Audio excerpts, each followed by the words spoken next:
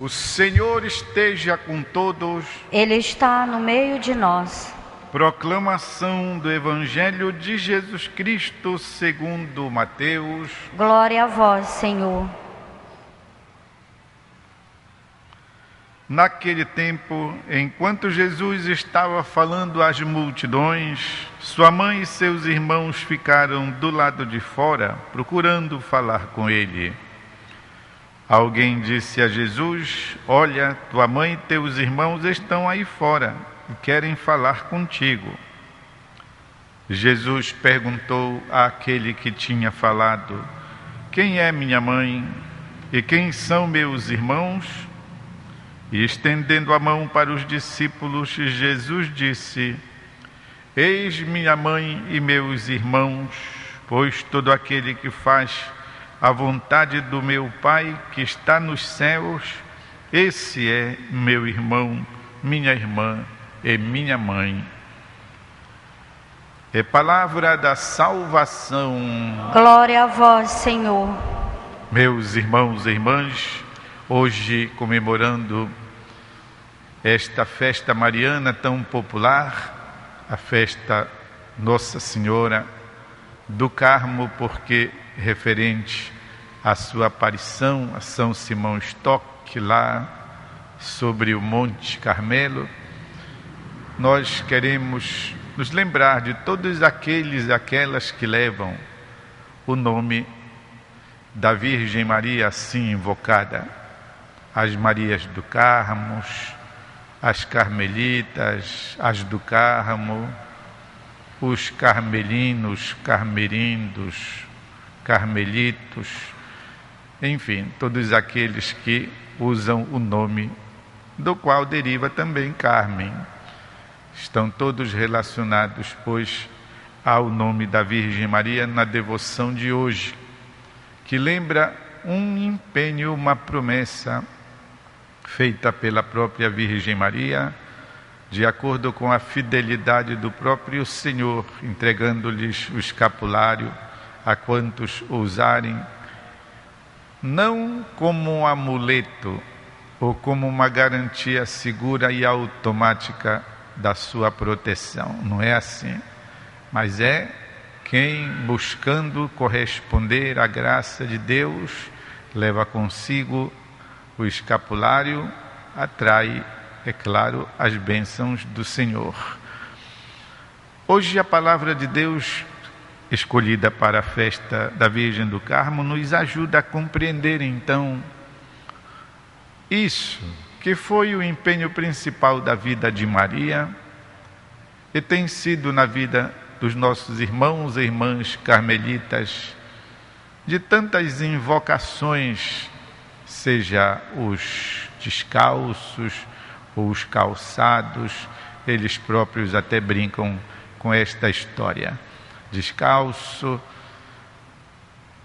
quando se vai deitar, fora disso, calçado todo o tempo. É uma maneira familiar entre eles para dizer que, apesar destas diferenças históricas, todos buscam viver a mesma espiritualidade, esta da fidelidade a Deus, no espírito do profeta Elias, que teria se refugiado lá naquela gruta que a gente visita ainda hoje quando vai à Terra Santa e vai ao Monte Carmelo. Tem uma basílica construída lá sobre esta gruta, aonde então o profeta, refugiando-se da perseguição da rainha Jezabel, ali recebeu, pois, força e coragem, alimento, pão e água para prosseguir a sua caminhada de fidelidade ao verdadeiro Deus. Assim a palavra nos ajuda também. É um episódio interessante, narrado pelos evangelistas São Mateus e São Marcos, aqueles mais ligados exatamente à tradição judaica. Marcos ligado a Pedro e Mateus, ele próprio sendo um dos apóstolos do Senhor. E é muito interessante porque exatamente, apesar de serem de tradição judaica, eles abrem os braços de Jesus para acolher todas as pessoas, para acolher o mundo inteiro. É assim. Há algumas pessoas lá, porque Jesus está rodeado de quem o está ouvindo, ele pode estar até fazendo algum milagre, tendo terminado alguma cura, alguma coisa, está lá aquele monte de gente ao redor dele, e alguém vem dizer: olha, aí a tua mãe chegou, ela com os teus irmãos. Isso porque tinha corrido voz entre a população de que Jesus teria pirado. Foram dizer, primeiro diziam que ele está possuído de espíritos maus, por isso é que ele então faz estas coisas. Ele cura o espírito de Beelzebul, se lembram? Depois está dando trabalho porque está pregando contra o templo, contra a instituição religiosa. O rapaz está demais, foram dizer. E vão lá buscar, né? O que é que a gente faz com um parente quando enlouquece, quando está um pouco assim desvairado, fora de si? A família tem que tomar uma providência, vamos lá buscá-lo. E numa das passagens justamente diz isso.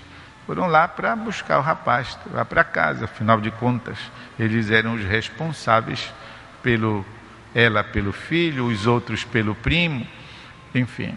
É assim que se entende: olha, tua mãe e teus irmãos estão aí fora e querem falar contigo. Então, Jesus o que faz? Ao invés disso, ou seja, de apoiar esta determinação, esta limitação familiar, ele amplia. Por isso que digo, abre os seus braços para acolher a humanidade inteira e acolher a nós. Se ele tivesse dito apenas: é mesmo, né? Deixa eu ir lá com a mamãe e com meus primos, pronto, a família de Jesus teria acabado ali. Que pobreza! Ao invés, não, ele a ampliou, e por isso nós estamos incluídos entre os familiares de Jesus. Quem são minha mãe e meus irmãos? Todos aqueles que buscam fazer a vontade do Pai. Estes são minha mãe, meus irmãos, minhas irmãs. Puxa, que saída maravilhosa! Portanto, meus irmãos e irmãs, se nós buscamos fazer isso, ou seja, a vontade do Pai, podemos ter certeza absoluta, fazemos parte da família do Senhor. Olhem que coisa esplendorosa. Algumas pessoas, por ignorância ou mal intencionadas, dizem que, está vendo como Jesus nem reconheceu a mãe, nem os familiares? Olha só, Jesus mesmo não gostava da mãe dele. Ignorância ou má intenção. Não é assim, meus irmãos e irmãs. Se Jesus pôde, na hora extrema da agonia, no Monte Getsêmani, decidir fazer a vontade do Pai, ainda que ele tenha tratejado um pouco o seu suor de sangue, a sua agonia, a sua proposta ao Pai: Pai, se for possível, afasta este sofrimento, que ali é chamado de cálice. Cálice é um eufemismo, ou seja, uma palavra enfeitada para dizer uma realidade dura. Cálice quer dizer sofrimento, a paixão, tudo aquilo que o Mel Gibson mostrou no filme dele, sobre a paixão de Jesus. Pai, afasta de mim esta experiência. Bora pular, vê se não tem uma outra alternativa aí. Mas depois, o que Jesus diz, o que é que ele fala? No entanto, não seja feita a minha, mas a tua vontade. Com quem Jesus aprendeu a fazer a vontade de Deus? Ao longo da convivência na casa dele em Nazaré, durante 30 anos, é impossível que um dia a Virgem Maria não tenha contado o anúncio do anjo. Contado para Jesus. Vem cá, meu filho, olha, foi assim. Eu estava lá fazendo as ocupações da casa. Aliás, já tinha acabado, já estava lendo a Bíblia. E chegou um anjo e disse: alô, cheia de graça, Deus está em você. Eu vim lhe fazer uma proposta. Você vai ser a mãe do Salvador. E eu perguntei: como é que vai ser isso? Porque eu ainda não tive relacionamentos com José, o meu noivo. E ele disse: o Espírito Santo vai vir sobre ti, vai te cobrir, e aquele que nascer de ti será chamado santo. E eu então disse para ele: faça-se em mim conforme a tua palavra. Eu tenho impressão, na hora da agonia do Horto das Oliveiras, naquele vai, não vai, Jesus lembrou-se. Jesus havia aprendido com a mãe dele como é que se responde ao plano de Deus. Portanto, Jesus lembrou-se, sabem, naquelas horas extremas em que a gente está e que a gente lembra de frases, de experiências, de pessoas queridas e muitas vezes coisas da infância. É uma mistura assim de sofrimento com febre. A gente às vezes varia, não é? Como se diz, quando a gente está com febre muito alta ou com sofrimento, uma dor psicológica muito intensa, né? A gente tem assim aquelas espécies de divaneios, aquelas coisas. Pois é, naquela hora Jesus lembrou-se do que aprendera da resposta de sua mãe. E de fato elas se equivalem. Nossa Senhora disse: eu sou a serva do Senhor, faça-se em mim conforme a tua palavra. Jesus respondeu: e no entanto não se faça a minha, mas a tua vontade. São iguais, as respostas são idênticas.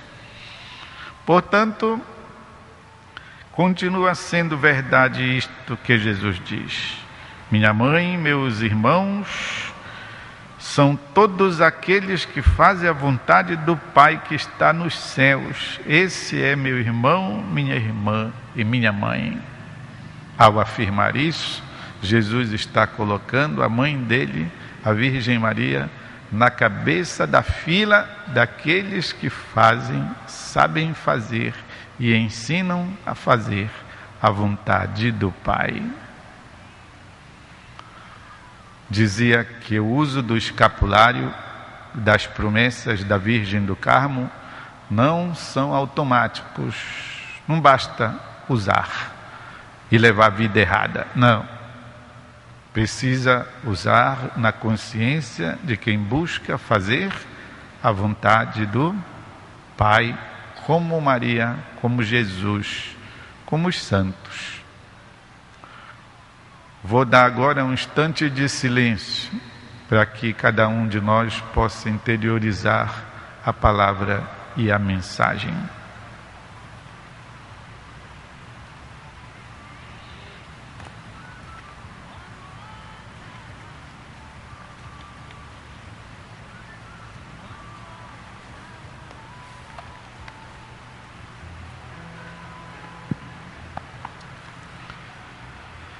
Senhor Deus,